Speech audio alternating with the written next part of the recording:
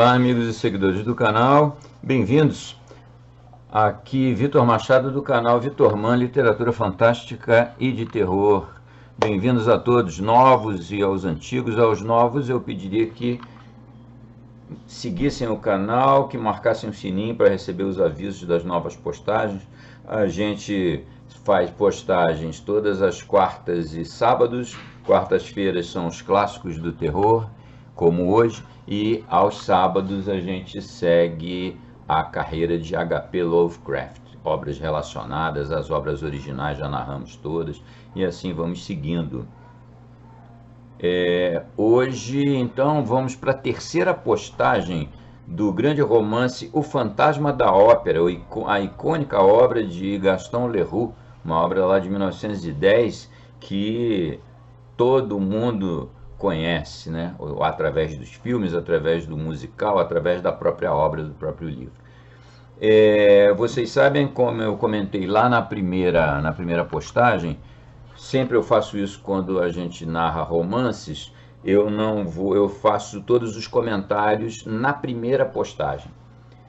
Os comentários sobre autores, sobre obra, eu faço eles só na primeira postagem, para as próximas serem apenas boas-vindas, né? Assim foi feito na primeira postagem do Fantasma da Ópera. Está aqui a playlist Gaston Leroux, para vocês acompanharem desde o início, para quem não começou ainda a seguir e apareceu por aqui hoje, né? É só seguir aqui, assistir a primeira, a segunda e hoje a terceira postagem. Então, lá na primeira, e aí um detalhe, não no início do vídeo, mas no final eu faço meus comentários sobre autor e obra. E, portanto, não é sem mais delongas, porque eu tenho que fazer um comentário rápido aqui, que é o seguinte: eu tinha me programado, como vocês certamente, quem viu os posts lá da comunidade, sabe que essa narração do Fantasma da Ópera estava programada para quatro postagens. Porém, lendo o livro, chegando no próximo capítulo, a gente já narrou até o 12º, quando eu entrei no 13º, eu percebi uma coisa muito importante. Esse capítulo 13, não só ele está bem no meio do livro, não só ele é muito grande, é um capítulo bem longo, como ele é o cerne do romance. Ele é o ponto central, é o ponto mais importante, aonde a Christine e o Raul, lá no telhado da Ópera de Paris, conversando, ela narra, ela conta para o Raul tudo que rolou no relacionamento dela com o Fantasma da Ópera. Então ali é de fato a pedra fundamental do romance. E portanto, o que eu imaginei? Quebraria talvez a dinâmica até da obra se eu narrasse hoje o capítulo 13 e os outros, mais alguns capítulos subsequentes, porque eles inclusive têm uma pegada até um tanto irônica e haveria uma quebra de paradigma, na minha visão, muito grande. Então eu resolvi hoje trazer para vocês só o capítulo 13 do Fantasma da Ópera e deixar os outros capítulos, do 14 até o 28, eu vou dividir em duas postagens. Portanto, ao invés de 4 postagens, nós teremos 5 postagens do Fantasma da Ópera. Incumpridou um pouco, eu não sei se isso agrada ou desagrada, mas em nome da dinâmica da obra, da narração e da própria apreciação da obra, eu achei por bem deixar o capítulo 13 isolado do restante, tá bom? Então, agora sim, sem mais delongas, vamos diretamente para a terceira postagem de O Fantasma da Ópera. Hoje apenas não, né, porque é o mais importante, o capítulo 13 dessa magnífica obra. Curtam, fiquem muito bem, um abraço para vocês. Saudações. Capítulo 13. A Lira de Apolo. Assim chegaram ao telhado. Ela andava nele leve e à vontade, como uma andorinha. Seu olhar, entre os 3 domos e o frontão triangular, percorreu o espaço deserto. Respirou com força acima de Paris, de onde se avistava todo o vale a trabalhar. olhou para Raul com confiança. Chamou-o para junto de si e caminharam lado a lado, lá no alto, pelas ruas de zinco, nas avenidas de ferro fundido. Olharam sua figura gêmea nos vastos reservatórios cheios de uma água imóvel, onde, na estação quente, os meninos da dança, cerca de 20 garotos, mergulham e aprendem a nadar. A sombra atrás deles, sempre fiel aos seus passos, tinha surgido, achatando-se sobre o telhado, alongando-se com movimentos de asas negras pelos cruzamentos das passarelas de ferro, passando à beira das depressões, contornando silenciosa as cúpulas. E as infelizes crianças não suspeitaram de sua presença quando, por fim, sentaram-se, confiantes, sob a alta proteção de Apolo, que segurava com um gesto de bronze sua prodigiosa lira, no seio de um céu fumegante. Uma tarde inflamada de primavera os rodeava. Nuvens que acabavam de receber do sol poente seu manto de ouro e púrpura arrastavam-se lentamente sobre os jovens. E Christine disse a Raul: Em breve iremos mais longe e mais depressa que as nuvens, até o fim do mundo. E depois você me abandonará, Raul. Mas se quando chegar o momento de me raptar eu não consentir mais em seguir você, então, Raul, você me carregará. Com que força, que parecia dirigida contra si mesma, ela disse isso, enquanto estreitava-se nervosamente a ele. O jovem foi atingido. Teme, então, mudar de ideia, Christine? Não sei. Disse ela, balançando bizarramente a cabeça. Ele é um demônio. E sentiu um calafrio. Encolheu-se nos seus braços com um gemido. Agora tenho medo de voltar a morar com ele na Terra. O que obriga você a voltar, Christine? Se não voltar para junto dele, podem acontecer grandes desgraças. Mas eu não posso mais. Sei muito bem que devemos ter piedade das pessoas que moram debaixo da terra, mas esta é horrível demais. E entretanto está chegando a hora. Tenho só mais um dia. E se eu não for, ele mesmo virá me buscar com sua voz. Arrastar-me-á com ele para seu lar, debaixo da terra, e ficará de joelhos diante de mim com sua caveira, e dirá que me ama, e chorará. Aquelas lágrimas, Raul, aquelas lágrimas nos 2 buracos negros do rosto de caveira. Não posso mais ver aquelas lágrimas correrem. Ela torceu assustadoramente as mãos, enquanto Raul, também ele tomado por aquele desespero contagioso, apertava-a contra seu coração. Não, você não o ouvirá mais dizer que a ama. Não verá mais suas lágrimas correrem. Vamos fugir, logo, Christine, vamos fugir. E já queria arrastá-la, mas ela o deteve. Não, disse ela, meneando dolorosamente a cabeça. Agora não, seria cruel demais. Deixe que ele me ouça cantar ainda amanhã à noite, uma última vez, e depois nós iremos. À meia-noite você vai me buscar no meu camarim, exatamente à meia-noite. Nesse momento, ele estará me esperando na sala de jantar do lago. Estaremos livres e você me levará. Mesmo que eu recuse, você tem que jurar isso, Raul, pois acho que dessa vez, se eu voltar lá, talvez nunca mais retorne. Ela acrescentou. Você não pode compreender. E deu um suspiro, ao qual pareceu-lhe que atrás dela um outro suspiro respondera. Você não ouviu? Ela batia os dentes. Não, garantiu Raul, não ouvi nada. É terrível demais, confessou ela. Tremer assim o tempo todo. E entretanto, aqui não corremos nenhum perigo. Estamos em casa, na minha casa, no céu, em pleno ar, em pleno dia. O sol está em chamas e os pássaros da noite não gostam de olhar para o sol. Eu jamais o vi sob a luz do dia. Isso deve ser horrível. A primeira vez que o vi, achei que ele ia morrer. E por quê? Perguntou Raul, verdadeiramente espantado com o tom que tomara aquela estranha e formidável confidência. Por que achou que ele ia morrer? Porque eu o tinha visto. Dessa vez, Raul e Christine viraram-se ao mesmo tempo. Alguém aqui está sofrendo, disse Raul. Talvez esteja ferido. Você ouviu? Eu? Eu não saberia dizer. confessou Christine. Mesmo quando ele não está presente, meus ouvidos estão cheios dos seus suspiros. Mas se você ouviu... Eles se levantaram, olharam em volta. Estavam completamente sós sobre o imenso teto de chumbo.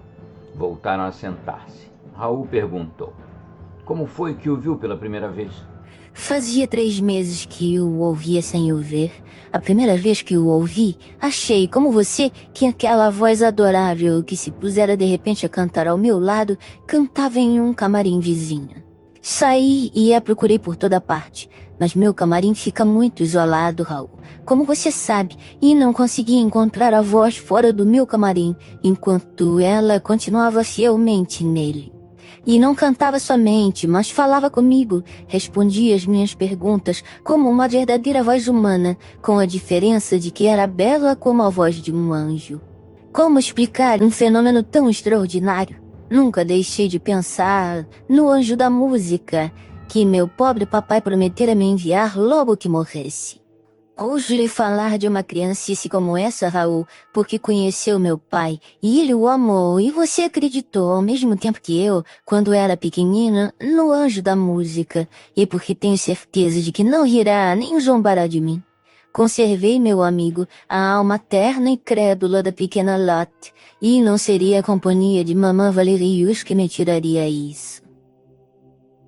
Eu peguei essa alminha toda branca nas minhas mãos ingênuas e ingenuamente a dei. Eu a ofereci à voz de homem, acreditando oferecê-la ao anjo.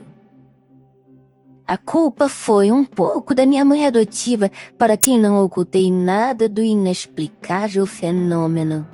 Ela foi a primeira a me dizer: deve ser o anjo. Em todo caso, tu também podes perguntar a ele.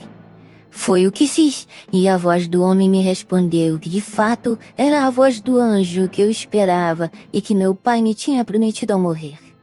A partir desse momento, uma grande intimidade se estabeleceu entre a voz e eu, e tive uma confiança absoluta nela.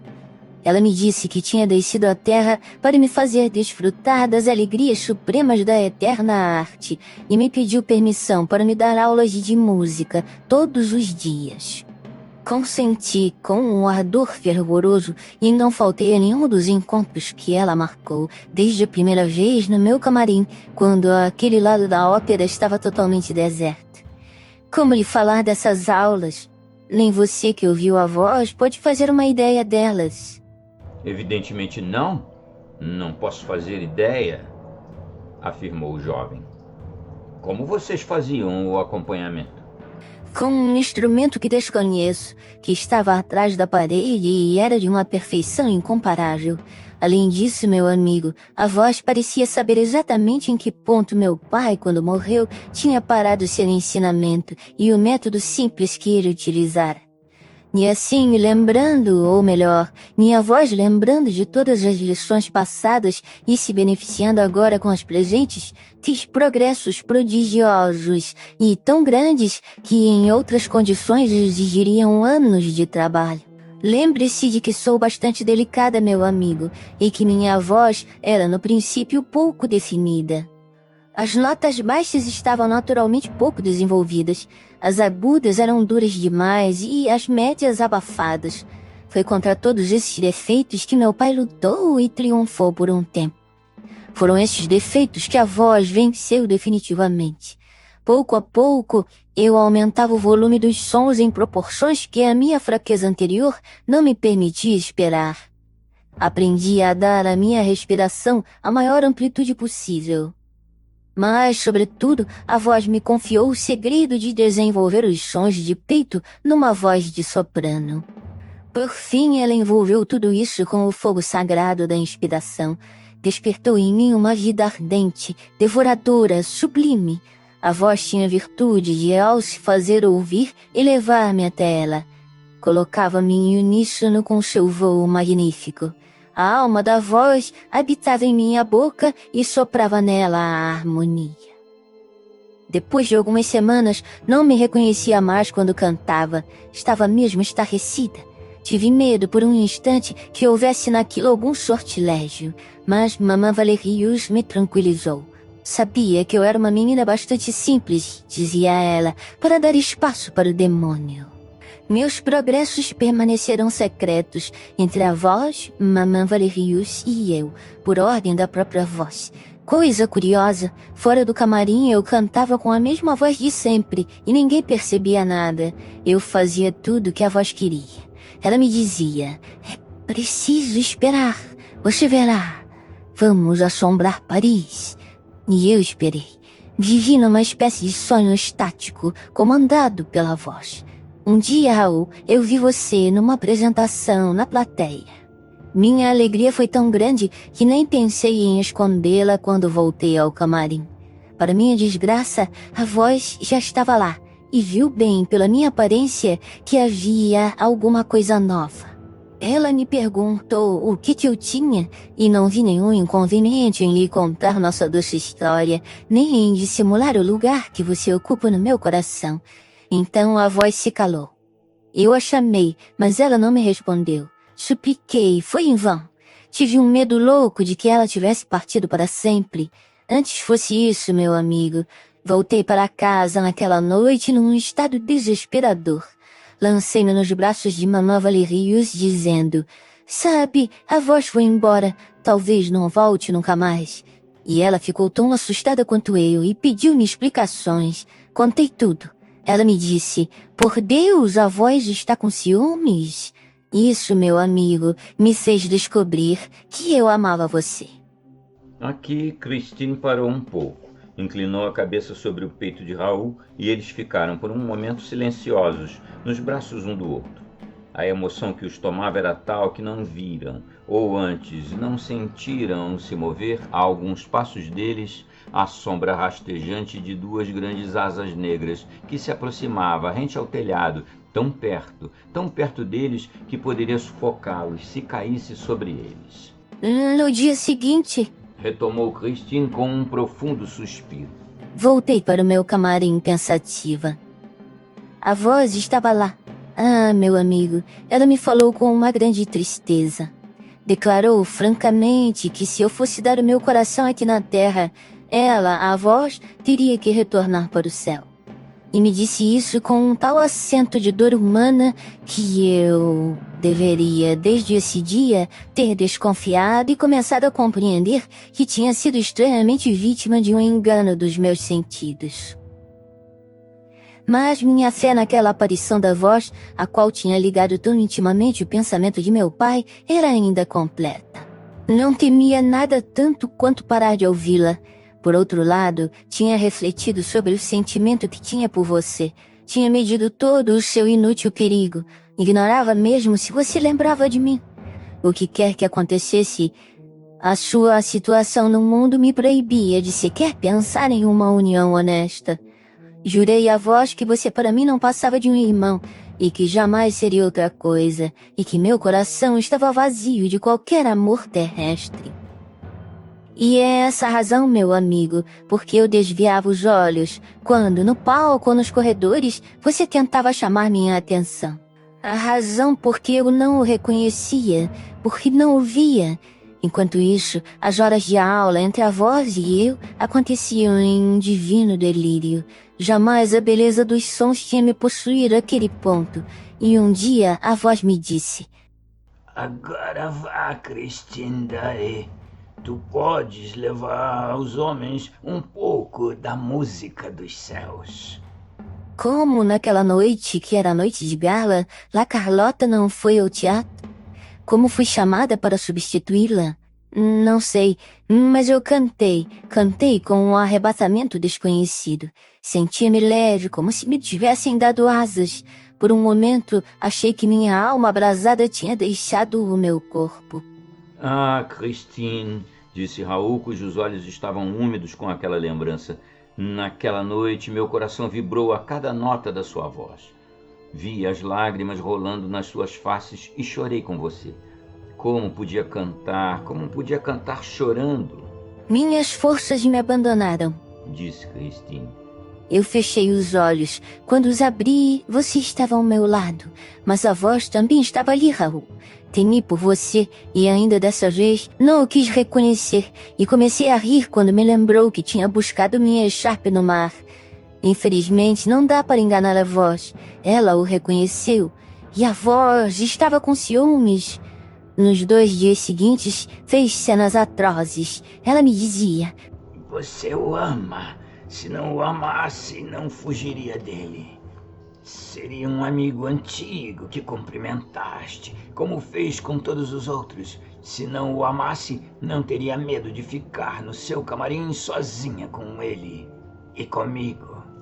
Se não o amasse, não o expulsaria. Chega, eu disse para a voz irritada. Amanhã devo ir a Perrault. Na sepultura de meu pai, pedirei para Monsieur Raoul de Chagny me acompanhar. Como quiser, disse ela. Mas saiba que eu também estarei em Perrault, pois sempre estou onde você estiver, Christine.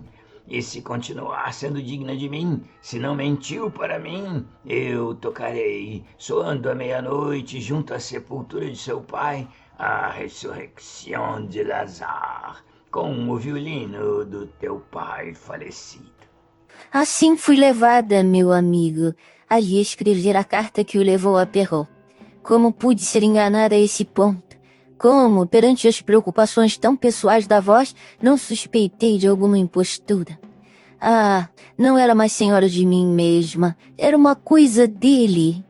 E os meios de que a voz dispunha deviam facilmente enganar uma criança como eu. Mas afinal, exclamou Raul nesse ponto da narrativa de Christine, no qual ela parecia deplorar as lágrimas, a inocência perfeita demais de um espírito bem pouco sagaz. Afinal, logo ficou sabendo a verdade? Como não escapou imediatamente desse abominável pesadelo? Saber a verdade? Raul, sair desse pesadelo? Mas, infelizmente, eu só entrei nesse pesadelo no dia em que conheci essa verdade. Cale-se, cale-se. Eu não lhe disse nada, e agora que descemos do céu para a terra, lamente-me, Raul, lamente-me. Uma noite fatal. Olhe, era a noite em que aconteceriam tantas desgraças. A noite em que La Carlota achou que estava transformada no palco em um nojento sapo e começou a lançar uns corchos, como se tivesse habitado a vida inteira à beira do pântano. A noite em que a plateia foi subitamente mergulhada na escuridão, sob o inesperado golpe do lustre que se espatifou no parquet. Houve nessa noite mortos e feridos, e todo o teatro ressoou com os mais tristes clamores. Meu primeiro pensamento, Raul, no meio da catástrofe, foi ao mesmo tempo para você e para a vós, pois vocês eram, nessa época, as 2 metades do meu coração. Fui imediatamente tranquilizada quanto a você, pois o tinha visto no camarote de seu irmão e sabia que não corria nenhum perigo. Quanto a vós, ela tinha me dito que assistiria ao espetáculo e temi por ela. Sim, realmente temi, como se ela fosse uma pessoa comum, viva, que fosse capaz de morrer. Dizia para mim mesma: meu Deus, o lustre talvez tenha esmagado a voz.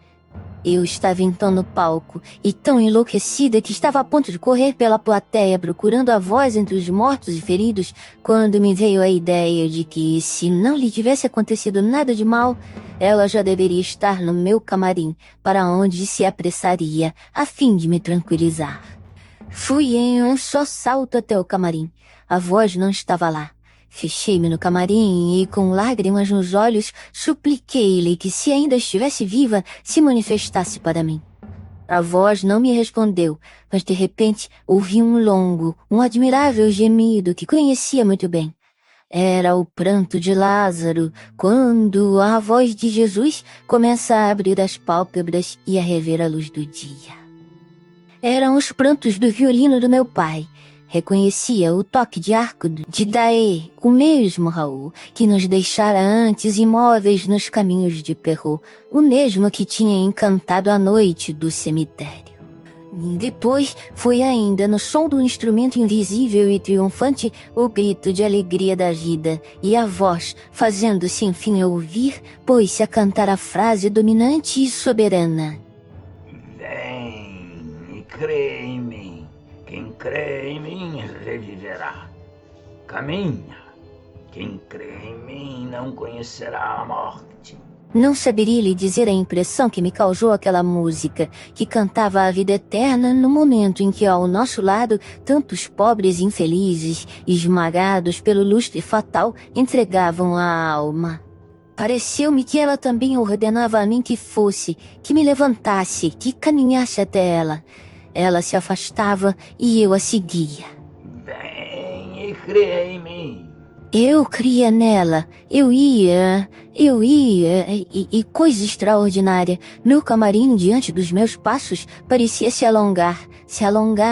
Evidentemente devia ser um efeito dos espelhos, pois eu tinha um espelho na minha frente. E de repente encontrei-me fora do meu camarim, sem saber como. Raul aqui interrompeu bruscamente a jovem. Como? Sem saber como? Christine, deverias tentar não sonhar mais.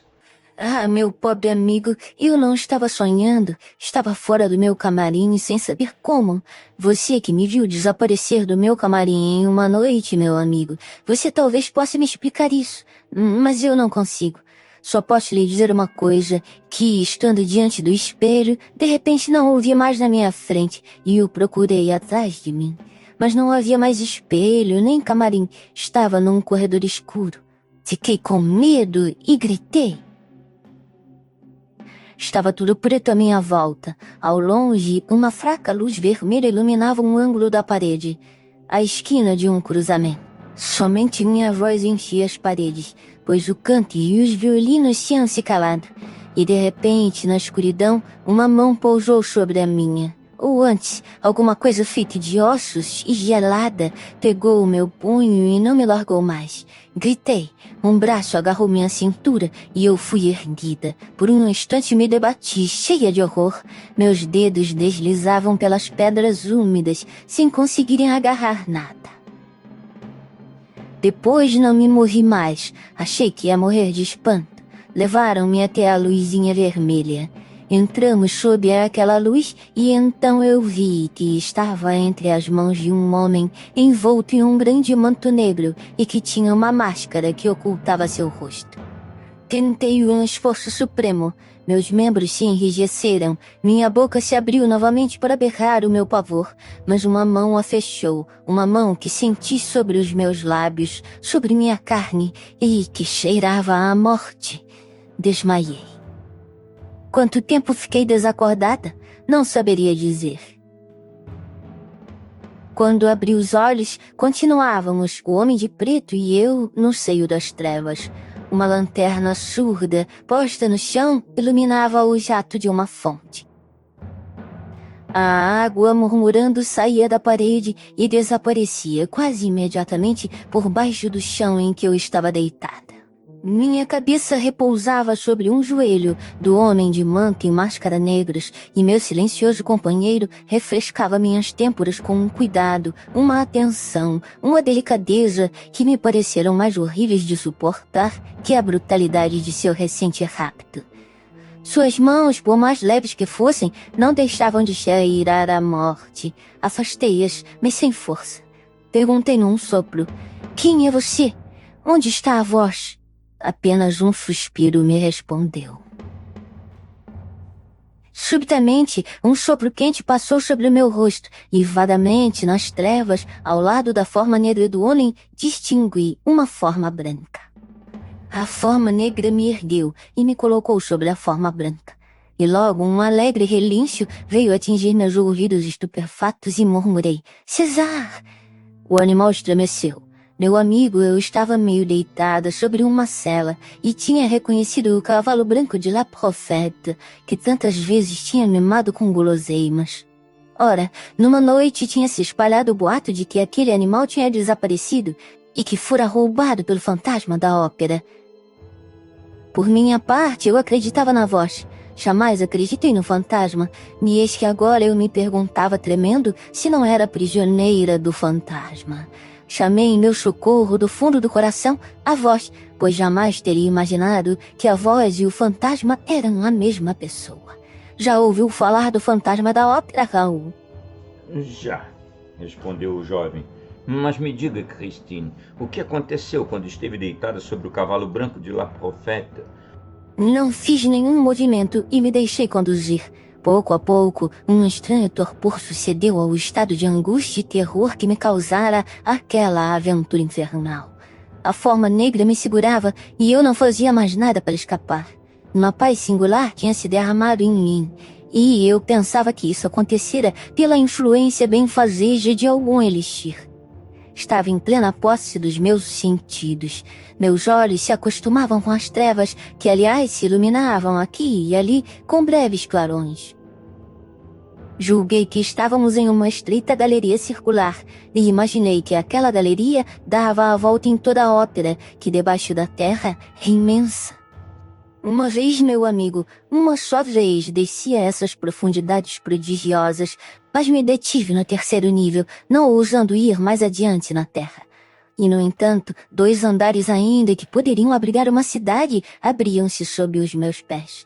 Mas as figuras que apareciam me fizeram fugir.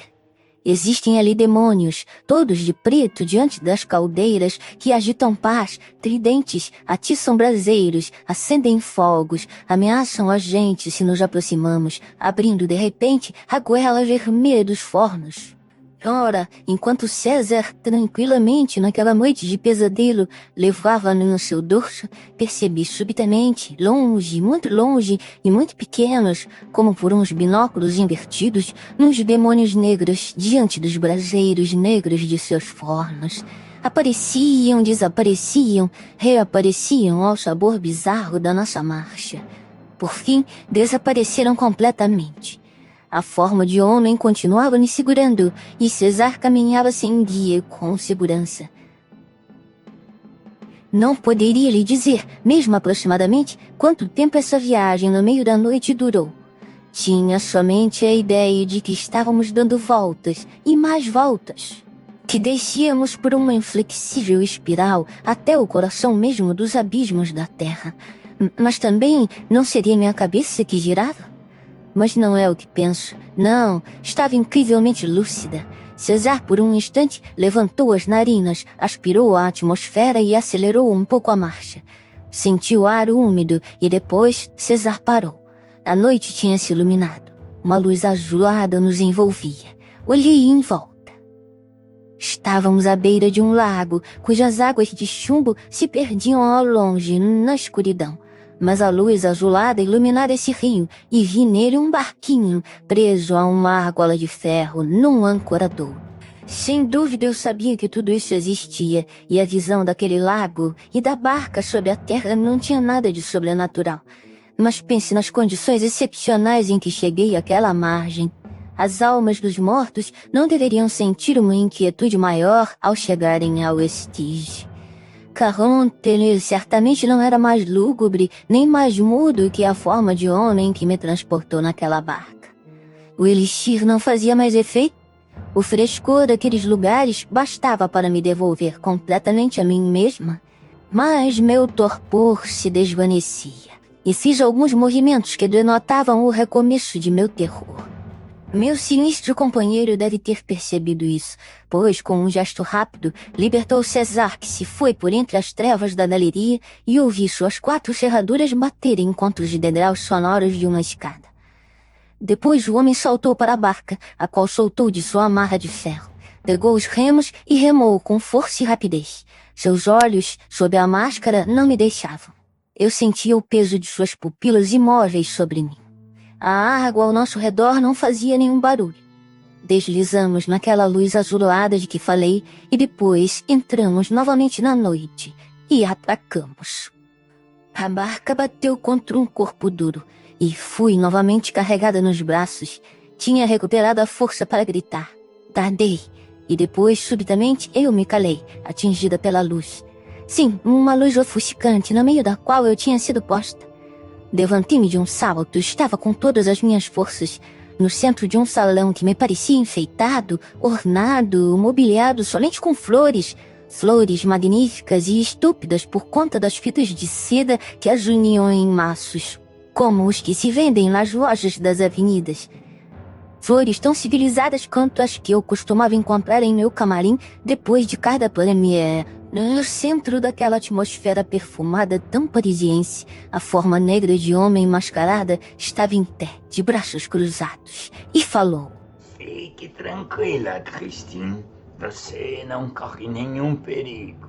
Era a voz.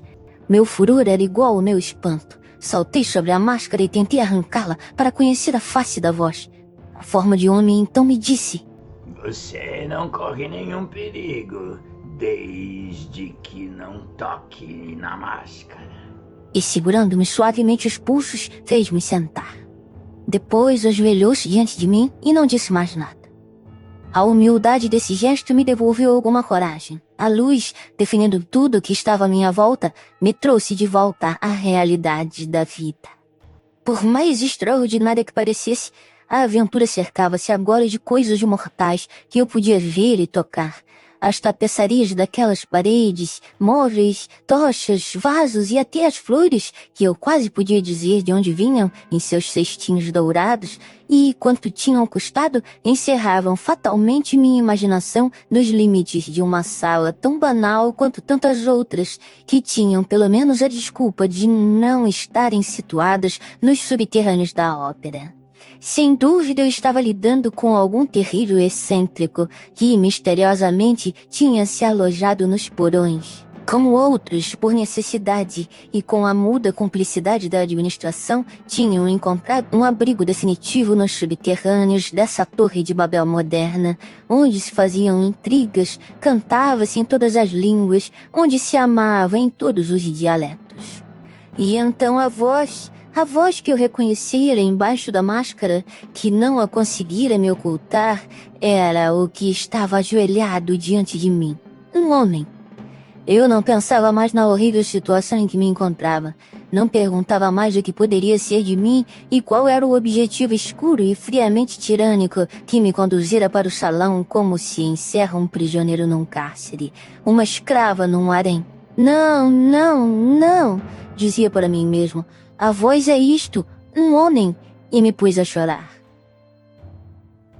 O homem, sempre de joelhos, sem dúvida compreendeu o sentido das minhas lágrimas, pois disse: É verdade, Christine. Não sou nenhum anjo, nenhum gênio, nenhum fantasma. Sou Eric. Aqui, mais uma vez, o relato de Christine foi interrompido. Pareceu aos dois jovens que o eco tinha repetido atrás deles. Eric. Que eco! Eles se voltaram e perceberam que a noite chegara. Raul fez um movimento para se levantar, mas Christine o reteve junto dela. Fique! Tem que ficar sabendo de tudo. Aqui. Por que aqui, Christine? Temo por você por causa da friagem da noite. Só temos que temer os alçapões, meu amigo. E aqui estamos no topo do mundo dos alçapões, e eu não tenho o direito de ver você fora do teatro. Não é o momento de o contrariar. Não vamos levantar suspeitas. Christine. Alguma coisa me diz que não podemos esperar amanhã à noite e que deveríamos fugir agora, imediatamente. E eu lhe digo que, se ele não me ouvir cantar amanhã à noite, sofrerá infinitamente. É difícil não fazer Eric sofrer e fugir dele para sempre. Nisso você tem razão, Raul, pois certamente ele morrerá com a minha fuga. A moça acrescentou com uma voz surda. Mas também a partida é um problema, pois corremos o risco de que ele nos mate. Então ele a ama muito? Até o crime. Mas a sua morada não é impossível de ser encontrada. Pode-se procurá-la. Já que Eric não é um fantasma, podemos falar com ele e mesmo forçá-lo a responder. Christine meneou a cabeça. Não se pode nada contra Eric. Só se pode fugir dele. E como, podendo fugir, você voltou para junto dele? Porque era preciso, e você compreenderá isso quando souber como sair da casa dele. Ah, como eu o odeio! Exclamou Raul. E você, Christine, diga-me, preciso que você me diga isso para escutar com mais calma a continuação dessa extraordinária história de amor. Você o odeia? Não, disse simplesmente Christine. Ora, e por que tantas palavras? Você certamente o ama. O seu medo, seus terrores, tudo isso também é amor e dos mais deliciosos. Aquele que não se confessa, explicou Raul com amargor. Aquele que provoca, quando se pensa nele, um frêmito. Pense bem, um homem que mora num palácio debaixo da terra. E riu dela. Quer então que eu volte para lá? Interrompeu brutalmente a moça. Cuidado, Raul, eu já lhe disse, eu não retornarei mais. Houve um terrível silêncio entre os três, os dois que falavam e a sombra que escutava atrás. Antes de lhe responder, disse por fim Raul com uma voz lenta, desejaria saber que sentimento ele lhe inspira, já que você não o odeia. De horror, disse ela. E ela lançou essas palavras com uma tal força que elas cobriram os suspiros da noite. É o que há de terrível nisso tudo. Retomou ela numa febre crescente. Tenho horror a ele e não o detesto. Como poderia odiá-lo, Raul? Vejo Eric a meus pés, na casa do lago, debaixo da terra. Ele acusa a si mesmo, ele se maldiz, implora meu perdão. Ele confessa sua impostura e me ama. Põe a meus pés um imenso e trágico amor. Raptou-me por amor. Aprisionou-me com ele debaixo da terra, por amor. Mas me respeita, mas rasteja, mas geme, mas chora. E quando eu me levanto, Raul, quando lhe digo que só posso desprezá-lo se não me der imediatamente a liberdade que me roubou, coisa incrível, ele a oferece. Basta que eu parta. Minha querida Christine. Está pronto a me mostrar o misterioso caminho. Só que ele se levanta também e sou obrigada a me recordar de que, se ele não é fantasma, nem anjo, nem gênio, continua sendo a voz, pois ele canta. E eu ouço. E fico. Naquela noite não trocamos mais nenhuma palavra. Ele pegou uma harpa e começou a cantar para mim. Ele, voz de homem, voz de anjo, a romança de Desdémona. A lembrança que eu tinha de quando a cantei me enchia de vergonha. Meu amigo, há uma virtude na música que faz com que nada mais exista no mundo exterior, além daqueles sons que nos chegam ao coração. Minha extravagante aventura foi esquecida. Somente a voz revivia e eu a seguia, inebriada por sua viagem harmoniosa. Eu fazia parte do rebanho de Orfeu. Ela me levou a passear pela dor, pela alegria, pelo martírio, pelo desespero, pela felicidade, pela morte e pelos triunfantes himeneus. Eu ouvia, ele cantava. Cantou-me trechos desconhecidos.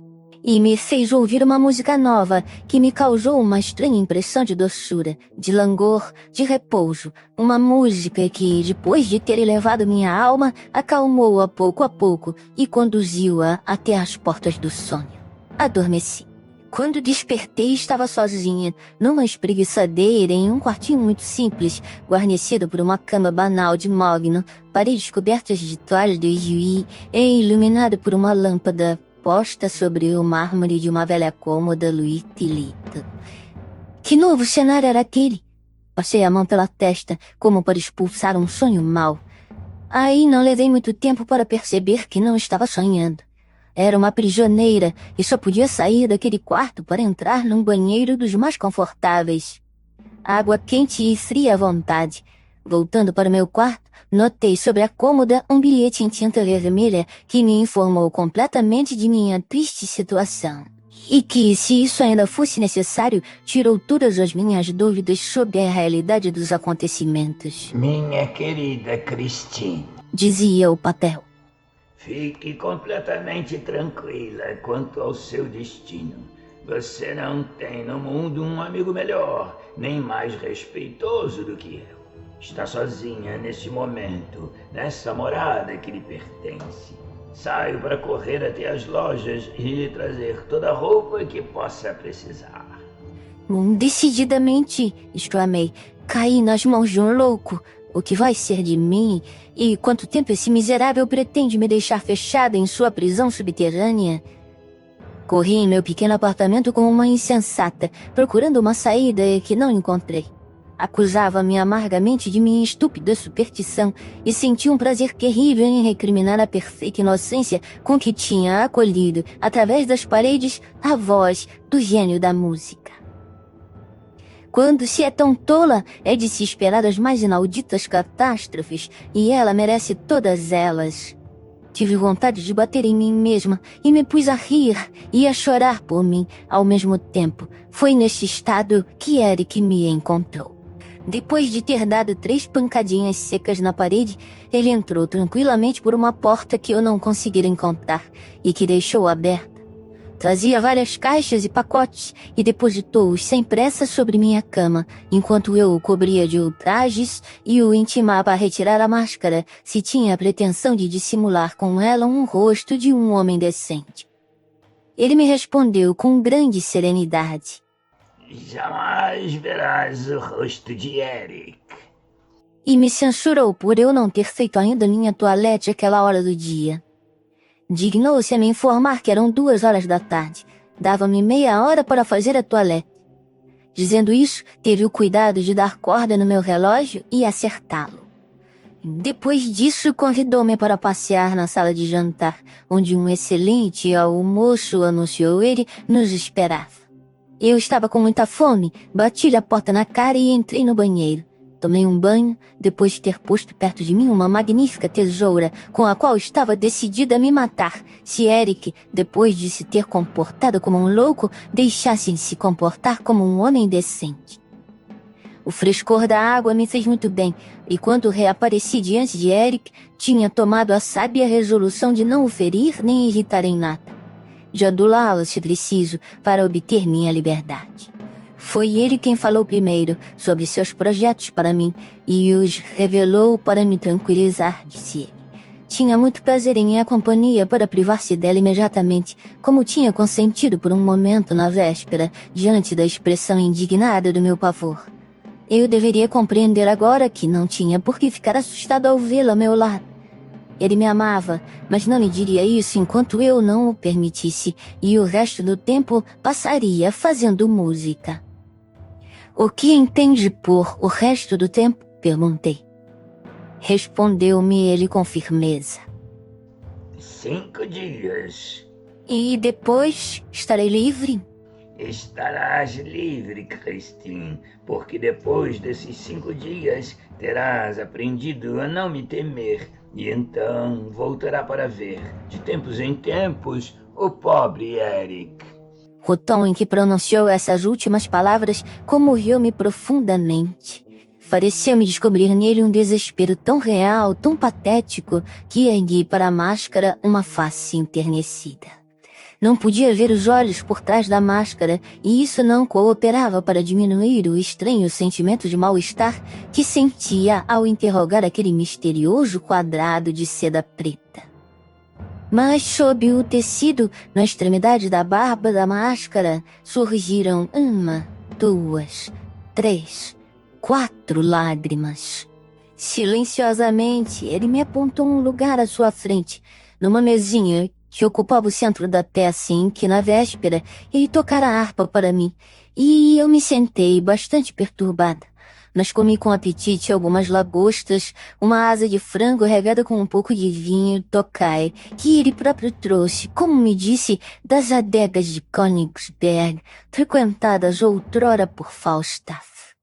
Quanto a ele, não comia, não bebia. Perguntei qual era a sua nacionalidade e se o nome Eric não tinha uma origem escandinava.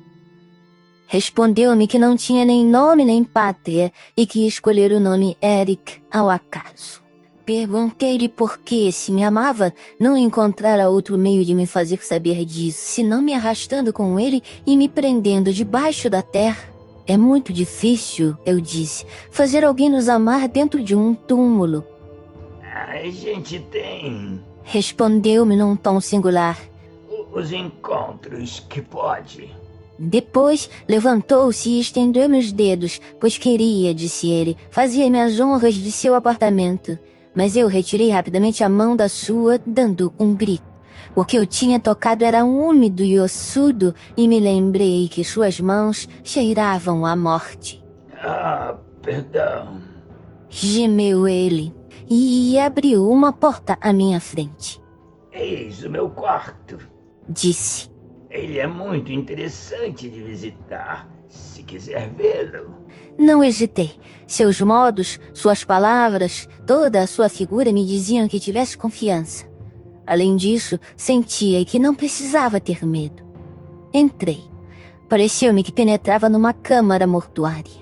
As paredes estavam todas forradas de preto, mas no lugar das lágrimas brancas que geralmente completam esse fúnebre ornamento, viam-se, numa enorme pauta musical, as notas repetidas do Dies Irae. No meio do quarto, havia um dossel de onde pendiam cortinas de brocado vermelho, e sob esse dossel, um esquife aberto. Diante dessa visão, recuei. É aí dentro que durmo. Disse Eric. Temos que nos habituar com tudo nesta vida, mesmo com a eternidade. Desviei o olhar, tão grande foi a sinistra impressão daquele espetáculo. Meus olhos encontraram então o teclado de um órgão que ocupava todo um lado da parede. Sobre a estante estava um caderno, todo salpicado de notas vermelhas. Pedi permissão para vê-lo e li na primeira página: Dom Juan triunfante. Sim, disse ele. Às vezes eu componho. Há 20 anos comecei esse trabalho. Quando estiver terminado, eu levarei comigo nesse esquife e não despertarei mais. Deve trabalhar nele o menos possível, eu disse. Às vezes trabalho nele 15 dias e 15 noites seguidas, durante os quais vivo apenas de música, e depois descanso por anos. Quer tocar para mim alguma coisa do seu Dom Juan triunfante? Pedi, achando que isso lhe daria prazer e vencendo a repugnância que sentia em permanecer naquele quarto de morte. Nunca me peça isso, respondeu com uma voz sombria. Esse Dom Juan não foi escrito com as palavras de um Lorenzo da Ponte. Inspirado pelo vinho, pelos pequenos amores e pelo vício, e por fim castigado por Deus.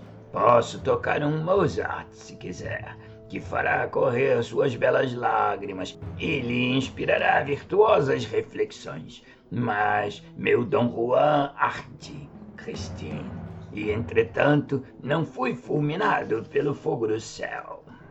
A seguir voltamos para o salão que acabáramos de deixar. Notei que em nenhum lugar daquele apartamento havia espelhos. Ia dizer isso, mas Eric acabara de sentar-se ao piano. Então disse-me: Veja, Christine, há uma música tão terrível que consome todos os que se aproximam dela.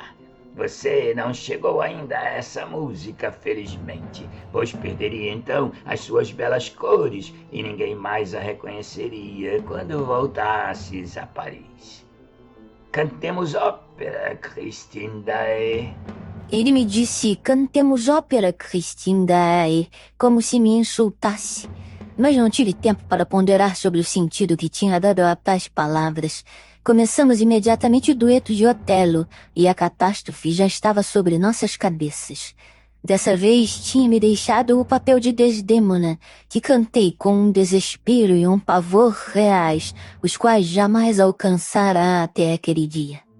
A proximidade de um companheiro como aquele, em vez de me aniquilar, me inspirou um terror magnífico. Os acontecimentos de que era vítima me aproximavam singularmente do pensamento do poeta, e eu encontrava acentos que deslumbrariam o músico. Quanto a ele, sua voz era vibrante, sua alma vingativa entregava-se a cada som, aumentando terrivelmente seu poder. O amor, o ciúme, o ódio explodiam à nossa volta em gritos dilacerantes. A máscara negra de Eric me fazia pensar na máscara natural do Mouro de Veneza. Ele era o próprio Otelo. Achei que ia me bater, que eu cairia sob seus golpes, e entretanto eu não fazia nenhum movimento para fugir, para evitar seu furor, como a tímida Desdémona. Ao contrário, aproximava-me dele, atraída, fascinada, descobrindo os encantos da morte no cerne de uma semelhante paixão. Mas, antes de morrer, queria conhecer, para levar sua imagem sublime em meu último olhar, os traços desconhecidos que o fogo da arte eterna deveria transfigurar. quis ver a face da voz e instintivamente, com um gesto do qual eu não era senhora, pois não estava mais na posse de mim mesma, meus dedos rápidos arrancaram a máscara. Oh, que horror! Que horror! Que horror!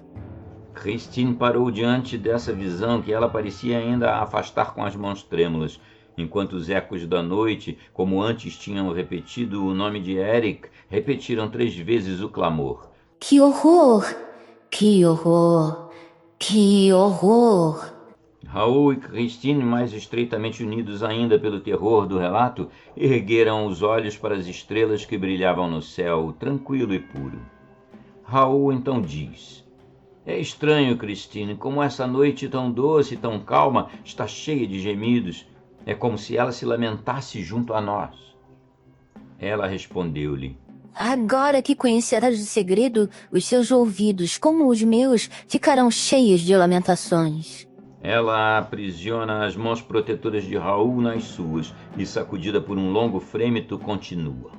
Ah, sim, se eu vivesse 100 anos, sempre ouviria o clamor sobre o humano que ele lançou, o grito de sua dor e raiva infernais, enquanto a coisa surgia aos meus olhos enormes de horror, como minha boca que não se fechava e que, entretanto, não gritava mais. Ah, Raul, a coisa! Como não ver mais a coisa, se meus ouvidos estarão para sempre cheios dos seus gritos, se meus olhos estarão para sempre assombrados por seu rosto? Que imagem! Como não a ver mais e como fazer com que você a veja? Raul, você já viu caveiras quando elas foram ressequidas pelos séculos, e talvez, se não foi vítima de um terrível pesadelo, viu sua caveira na noite de Perrault. Você também viu passear no último baile de máscaras a Morte Vermelha. Mas todas essas caveiras eram imóveis e seu mudo horror não vivia. Mas imagine, se puder, a máscara da morte pondo-se subitamente a viver para exprimir com os 4 buracos negros dos seus olhos, nariz e boca a cólera em seu mais alto grau. O furor soberano de um demônio e sem um olhar no buraco dos olhos, pois, como fiquei sabendo depois, nunca se percebe seus olhos de brasa, senão na noite profunda. Eu deveria ser, colada contra a parede, a imagem mesma do espanto, como ele era a do monstruoso. Então ele aproximou de mim o ranger terrível dos seus dentes sem lábios, e enquanto eu caía de joelhos, sussurrou odiosamente coisas insensatas, palavras desconexas, maldições, delírios, que sei eu, debruçado sobre mim. Olha, exclamou. Tu quisestes ver, vê. Enche teus olhos, embriaga tua alma com a minha feiura maldita. Olha o rosto de Eric. Agora tu conheces a face da voz. Não te bastava, diz, não te bastava me ouvir. Quisestes ver como eu sou. Vocês são tão curiosas, vocês, mulheres. E começou a rir, repetindo. Vocês são tão curiosas. Vocês, mulheres. Estás satisfeita? Sou belo, hein? Quando uma mulher me vê como tu, ela é minha. Ela me ama para sempre. Eu sou um tipo da espécie de Don Juan. E erguendo-se em toda a sua estatura, os punhos na cintura, pavoneando-se com aquela coisa hedionda sobre os ombros que era a sua cabeça, esbravejava. Olha, eu sou Dom Juan triunfante. E, como eu desviasse a cabeça pedindo clemência, ele a virou para si, brutalmente, pelos meus cabelos, nos quais seus dedos de morto entraram. Basta, basta, interrompeu Raul. Eu vou matá-lo, em nome do céu. Christine, diga onde é a sala de jantar do lago. Eu tenho que matá-lo. Ah, cala-te então, Raul, se o queres saber. Ah, sim, eu quero saber como e por que tu voltavas lá. É esse o segredo, Christine. Toma cuidado. Não há nenhum outro, mas de qualquer forma, eu vou matá-lo. Oh, meu Raul, escuta então. Se queres saber, escuta. ele me puxava pelos cabelos e então... Oh, isso é ainda mais horrível. Vamos, diz, agora! Exclamou Raul feroz. Diz logo! Então ele sussurrou. O quê? Provoca-te medo? É possível. Talvez aches que ainda tem uma máscara, hein? E que isso, minha cabeça é uma máscara, certo então? Ele se pôs a urrar. Arranca como a outra, vamos, de novo, eu quero. Tuas mãos, dá-me tuas mãos. Se elas não te bastam, eu te empresto as minhas, e nós dois vamos arrancar a máscara. Eu rolava a seus pés, mas ele pegou minhas mãos, Raul, e as enfiou no horror da sua face. Com as minhas unhas, ele rasgou suas carnes, suas horríveis carnes mortas. Aprende! Clamava ele do fundo de sua garganta, que soprava como uma forja. Aprende que eu sou feito inteiramente de morte, da cabeça aos pés, e que é um cadáver que te ama, que te adora e que não te deixará jamais. Mandarei aumentar o esquife, Christine, para mais tarde, quando chegarmos ao fim dos nossos amores. Vê, eu não rio mais, como vês, eu choro por ti, Christine, que me arrancaste a máscara e que por causa disso não poderá mais me abandonar. Enquanto podias acreditar que sou belo, Christine, podias voltar. Eu sei que tu voltarias, mas agora que conheces minha feiura, fugirás para sempre. Então, vou te aprisionar. Também porque quisestes me ver, insensata, louca Christine, que quisestes me ver. Quando meu próprio pai, jamais me viu e quando minha mãe, para não mais me ver, me deu de presente, chorando, a minha primeira máscara. Ele tinha enfim me soltado e se arrastava agora no chão com soluços horrorosos. E depois, como um réptil, rastejou, foi para fora da peça, penetrou em seu quarto, cuja porta fechou, e eu fiquei sozinha, entregue ao meu horror e às minhas reflexões, mas livre da visão da coisa. Um prodigioso silêncio. O silêncio da tumba sucedera àquela tempestade e pude refletir nas terríveis consequências do gesto que lhe tinha arrancado a máscara. As últimas palavras do monstro me tinham esclarecido suficientemente. Eu estava presa para sempre e minha curiosidade tinha sido a causa de todas as minhas desgraças. Ele me tinha advertido suficientemente, tinha repetido que não corria nenhum perigo enquanto não tocasse na máscara, e eu a tinha tocado. Maldisse minha imprudência, mas constatei, estremecendo, que o raciocínio do monstro era lógico. Sim, eu teria voltado se não tivesse visto seu rosto. Ele já tinha suficientemente me comovido, interessado, apiedado, até por suas lágrimas mascaradas, para que eu não ficasse insensível aos seus roubos. Enfim, eu não era uma ingrata, e aquela impossibilidade não podia me fazer esquecer que ele era a voz e que ele me tinha acalentado com seu gênio. Eu teria voltado, e agora, tendo saído daquelas catacumbas, certamente não voltaria. Ninguém volta para se encerrar no túmulo com um cadáver enamorado.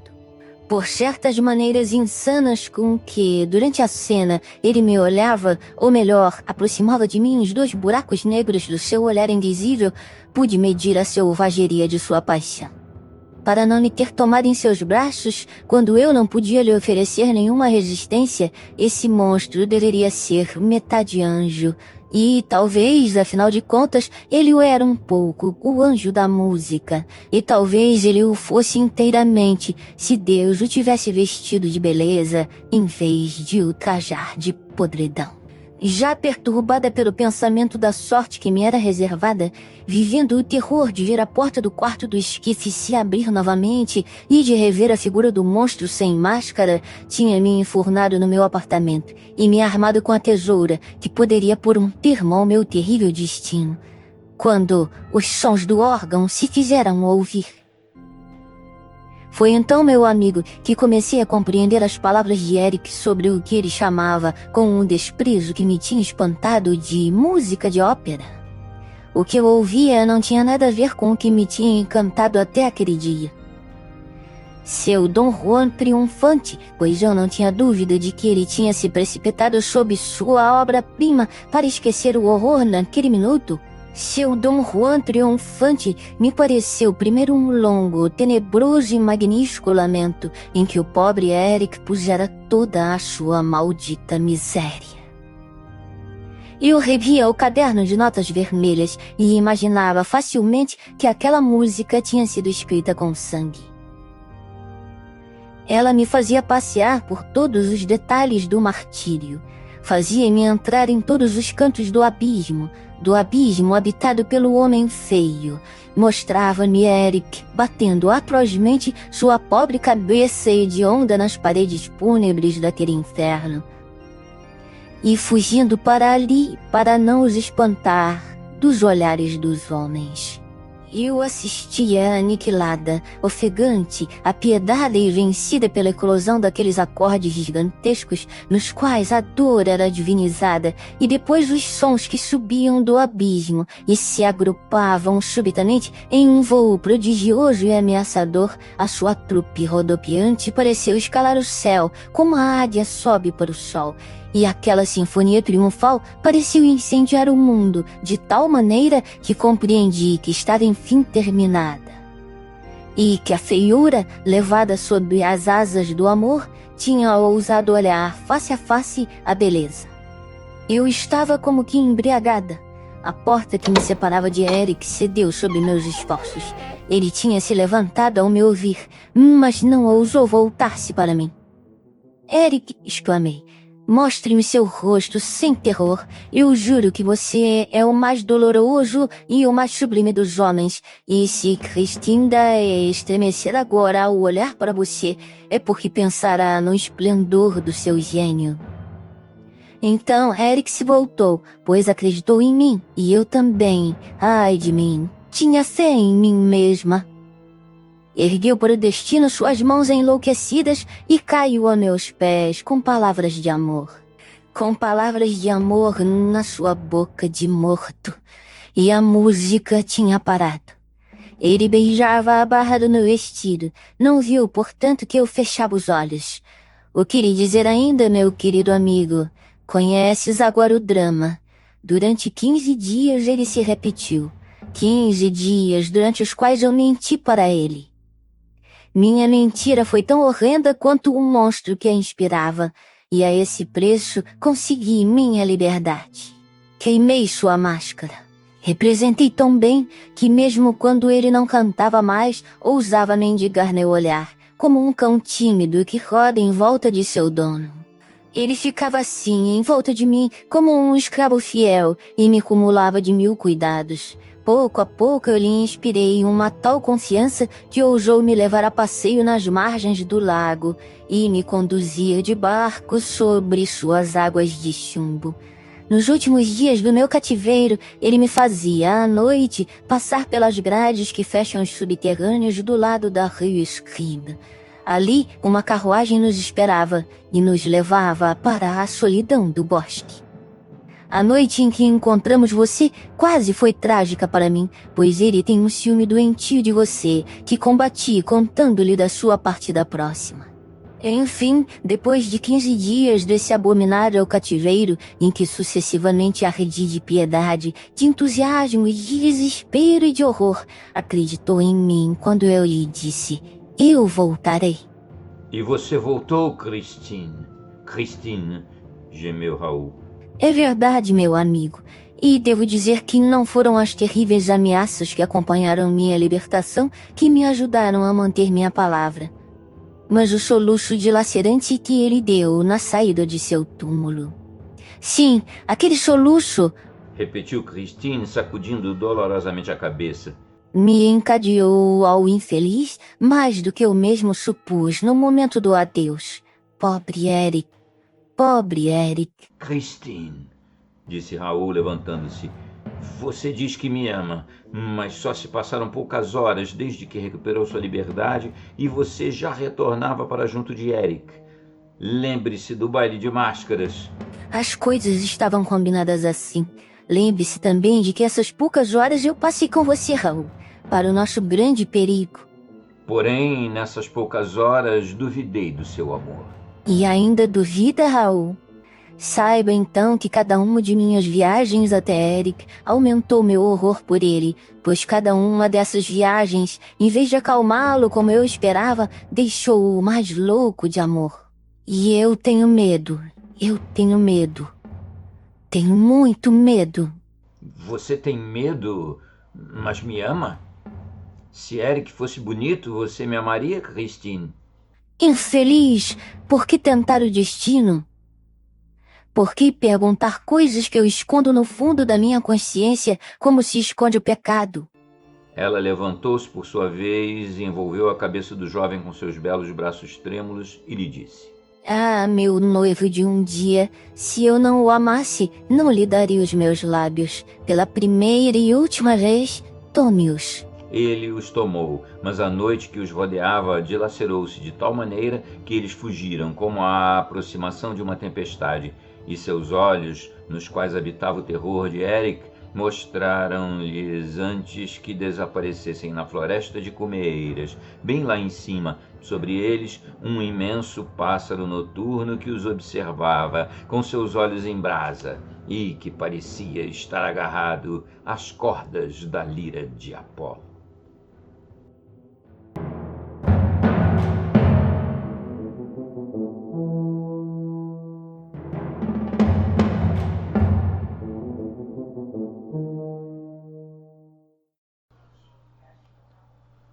Bem, amigos e seguidores do canal, espero que vocês tenham gostado dessa terceira postagem do Fantasma da Ópera. Como eu comentei lá na introdução, hoje era para ter tido uma série de capítulos, o 13 e uma série de outros, porém, por uma questão de dinâmica, está tudo lá na introdução, dinâmica da narração da obra, eu resolvi deixar apenas o capítulo 13 hoje, que é a pedra angular da história toda, né?